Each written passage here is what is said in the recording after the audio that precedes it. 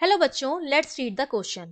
The question is a block of mass m lying on a rough horizontal plane. अगर plane horizontal जो horizontal plane है वो rough है, इसका मतलब ब्लॉक और उस प्लेन के बीच में क्या लगेगा, फ्रिक्शन फोर्स लगेगा. Is acted upon by a horizontal force P and another force Q inclined at an angle of theta to the vertical. The minimum value of coefficient of friction between the block and the surface for which the block will remain in equilibrium. Block हमारा equilibrium में रहे उसके लिए हमें coefficient of friction की minimum value निकालनी है. Block मेरा इक्विलिब्रियम में कब रहेगा, जब उस पर लगने वाले सारे फोर्सेस जो होंगे वो बैलेंस होंगे. तो इस क्वेश्चन को सॉल्व करने के लिए जो की कॉन्सेप्ट लगेगा हमारा, कैसे हम सॉल्व करेंगे. सबसे पहले तो हम ये जो ब्लॉक है इसका हम फ्री बॉडी डायग्राम बनाएंगे. इस पर जितने भी फोर्सेस लगते हैं, चाहे वो उसका वेट हो डाउनवर्ड डायरेक्शन में, चाहे वो नॉर्मल रिएक्शन हो, चाहे वो फ्रिक्शन फोर्स हो जो कि मोशन का अपोज करता है, अपोजिट डायरेक्शन में लगता है, उन सारे फोर्सेस को लगाएंगे. और फिर हम कॉन्सेप्ट ऑफ इक्विलिब्रियम लगाते हैं, जिसमें हम फोर्सेस को क्या करते हैं, हॉरिजॉन्टल वाले फोर्सेस को हॉरिजॉन्टल वाले फोर्सेस से बैलेंस करते हैं और वर्टिकल प्लेन में भी फोर्सेस को बैलेंस करते हैं.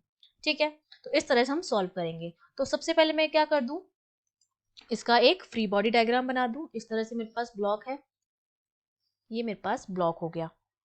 इस पर P फोर्स लग रहा है इस डायरेक्शन में. ठीक है, तो सबसे पहले तो इसका वेट लगेगा डाउनवर्ड नीचे की तरफ mg. अब जो Q वाला फोर्स लग रहा है वो इसके साथ बना रहा है इस तरह से, अगर है तो ये थीटा एंगल बना रहा है यहाँ से. ठीक है, ये वाला जो एंगल है ये हमारे पास थीटा है और Q जो है वो यहाँ पर लग रहा है. तो अगर उस Q के मैं कंपोनेंट ले लूं तो Q cos थीटा जो मेरा आएगा वो इधर इस डायरेक्शन में आएगा और जो Q sin थीटा आएगा मेरा वो इस डायरेक्शन में आएगा.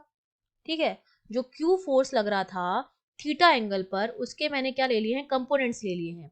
एक तो कॉस का कंपोनेंट हो जाएगा और एक साइन का कंपोनेंट आ जाएगा, वो ले लिया. अब इस ब्लॉक पर सरफेस जो है वो क्या लगाएगा, नॉर्मल रिएक्शन लगाएगा. ये हो गया n. हमने मान लिया अब फोर्स इस तरफ लगा रहे हैं तो एक्सेलरेट इस डायरेक्शन में हो रहा होगा, तो फ्रिक्शन फोर्स लगेगा अपोजिट डायरेक्शन में, मतलब इस डायरेक्शन में. ठीक है, तो हमने सारे फोर्स लगा दिए, वेट लगा दिया डाउनवर्ड, फ्रिक्शन फोर्स लगा दिया opposite direction of motion, normal reaction लगा दिया परपेंडिकुलर टू द सरफेस. और जो P और Q फोर्सेस थे, P तो नॉर्मल लग रहा था, कोई एंगल नहीं बना रहा, तो P फोर्स ये रहा, और Q जो है वो एंगल बना रहा था, उसके हमने क्या ले लिए हैं, कंपोनेंट्स ले लिए हैं उस फोर्स के. अब हम क्या करेंगे, बैलेंस का काम करेंगे, कॉन्सेप्ट ऑफ इक्विलिब्रियम. तो आप देखिए ये जो फ्रिक्शन फोर्स है हॉरिजॉन्टल डायरेक्शन की बात कर रहे हैं, वो किससे बैलेंस हो रहा है, एक तो P फोर्स वो भी इस डायरेक्शन में है और Q साइन थीटा वो भी इसी डायरेक्शन में है, तो P plus Q sine theta हो जाएगा यहाँ पर. अब फ्रिक्शन फोर्स हमें पता है क्या होता है, म्यू एन होता है, जहाँ पर म्यू कोफिशिएंट ऑफ फ्रिक्शन है और एन नॉर्मल रिएक्शन है.